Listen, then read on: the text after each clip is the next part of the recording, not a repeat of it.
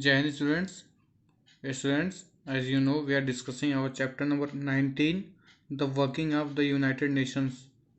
So, students, in this chapter, we had already discussed about the main organs of UN.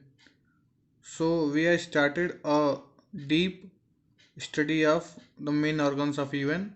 We had already discussed about the first organ of UN, that was the General Assembly. So in this video lecture we are going to cover other organs of the UN. UN means United Nations. So students, let's begin our class. In today's class, first of all we are going to cover our topic number 3, the Security Council. It is also a part of UN. Okay students, let's begin. The Security Council. The Security Council is responsible for maintaining peace and security among the countries.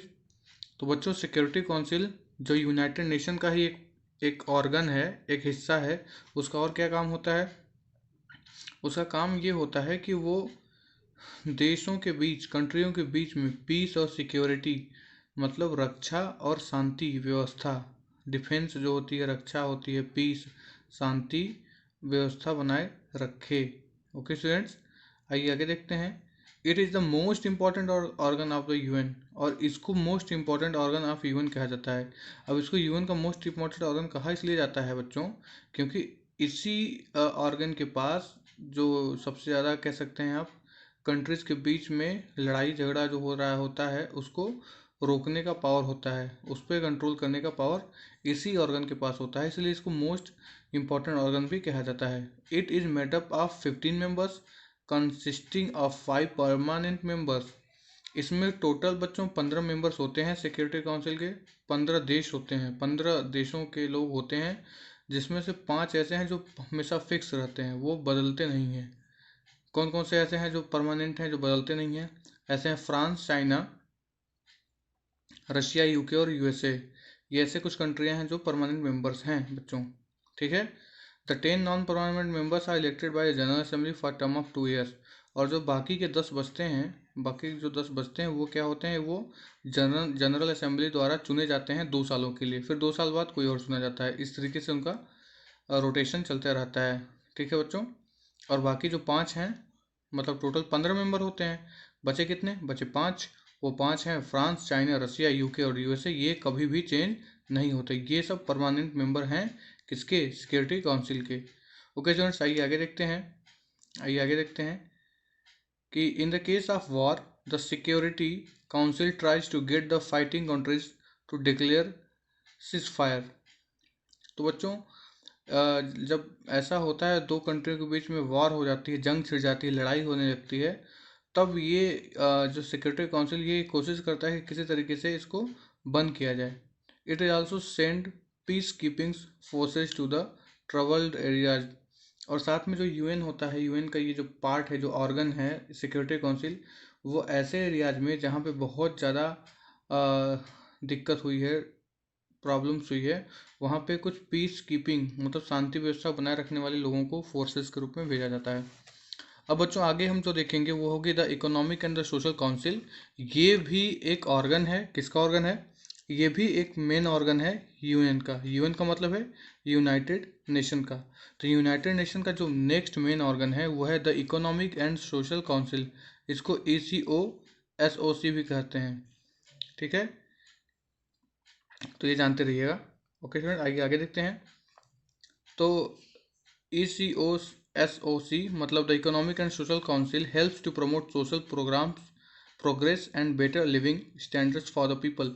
इसका काम आपको समझ में आ गया बच्चों? इसका काम होता है कि जो लोगों हैं, जो सोसाइटी है, सोसाइटी के लोगों का जो लिविंग स्टैंडर्ड है उसको थोड़ा सा और अच्छा किया जाए, मतलब जीवन जीने और रहने का तरीका जो है उसको और अच्छा किया जाए।